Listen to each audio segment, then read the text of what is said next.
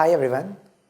So many people and mostly freshers or people who have under 1 year of experience have consistently asked this question that when they appear for a tech interview, then what is it that they should know apart from data structures and algorithms?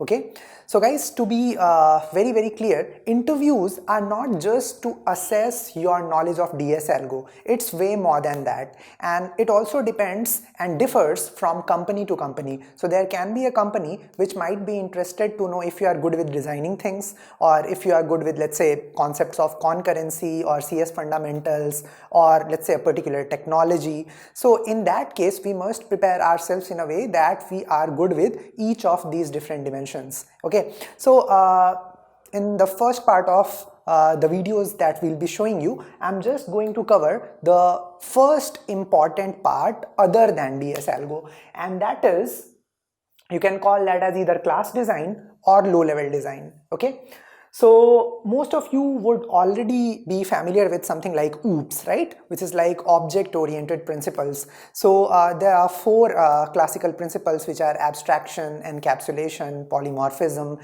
and inheritance. So apart from knowing what they are and what their theoretical definitions are, you should also have some practical examples of them. So you should really understand that if you are studying interface, so what do you exactly do in an interface? So interface is a way to achieve something called as polymorphism, right? Now in polymorphism, you have got multiple forms, right?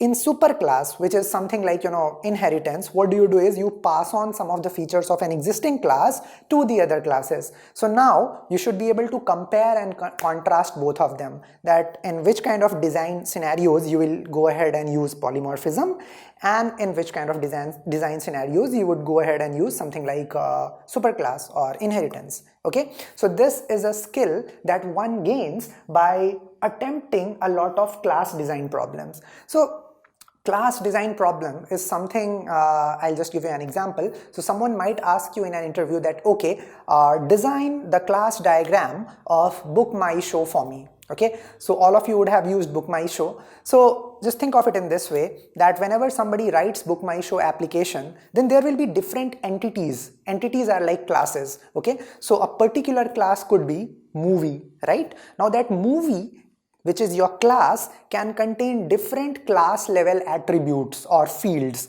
So it could be name of the movie, it could be name of the director, list of actors, list of actresses, and so on, different things, right? So similarly, there will be different classes, and there will be some kind of relationship between these classes. Okay, by relationship I mean that a particular class's constructor might be expecting an instance of some other class. So these kind of dependencies would be there.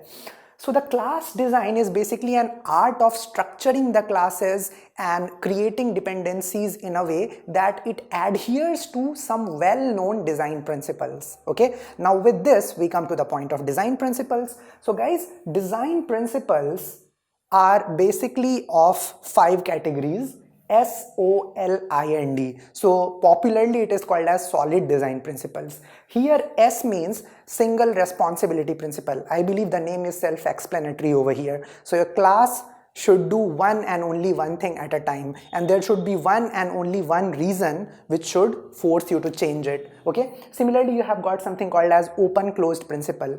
This is called as Liskov's substitution. Then I stands for interface segregation, and then D stands for dependency inversion principles. So guys, it is very important for us to understand in detail that what do these principles actually mean. And now when we understand that, then any class design that you draw for any given problem should abide by all these design principles. If it does so, then it's considered as a good design. Okay, and one gains it via in-depth understanding of these solid principles and in-depth understanding of basic OOPS concepts and the different constructs which are available in your programming language, that how to use them and achieve those things, like how to use interfaces, abstract classes effectively to create such kind of design. Okay, Now, another important thing which is very crucial while writing the code for low-level design problems is your knowledge of design patterns. Okay, so design patterns is something which makes your code more modular, more readable, and more scalable as well. So tomorrow if somebody else comes and he reads your code and he has to make a code change, then it will be easy for him to understand that, yeah, which part has to be changed to achieve a particular feature. Okay, now there are different categories in design patterns as well. So I can talk about two important categories over here, which are quite important and quite much used in day-to-day scenarios at industries. So you have got something called as creational design patterns. So as the name suggests, creational design patterns means the design pattern in which you can create an object in a clean and robust manner. Okay, so basically let's take an example. Let's say there is a class and that class has got too many class level attributes. Okay, so let's say you have a class called as employee. Now employee can have many different fields. It can have first name, middle name, last name, address, designation, salary, so on and on and on, different things. Now think of the constructor, right? Constructor is going to be very, very bulky if you have to populate all these fields in that, right? So in that case, there are different kind of problems that might arise.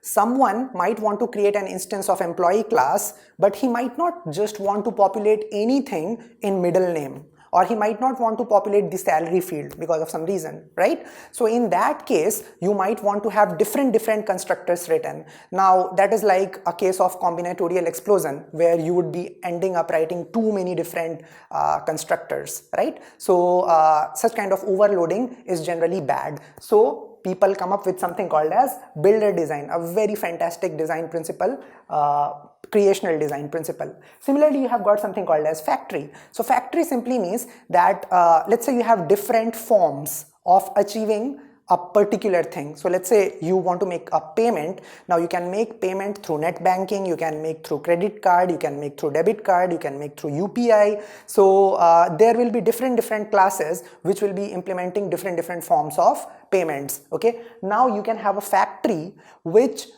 provides you the different kind of objects for different use cases, right? So for that you have got factory pattern, right? It generally comes into picture whenever you have written an interface and there are different implementations of that interface. Okay, so one important thing that all these design principles actually help us achieve is that they help us achieve the solid design principles in our code, and they make our code more clean and more readable.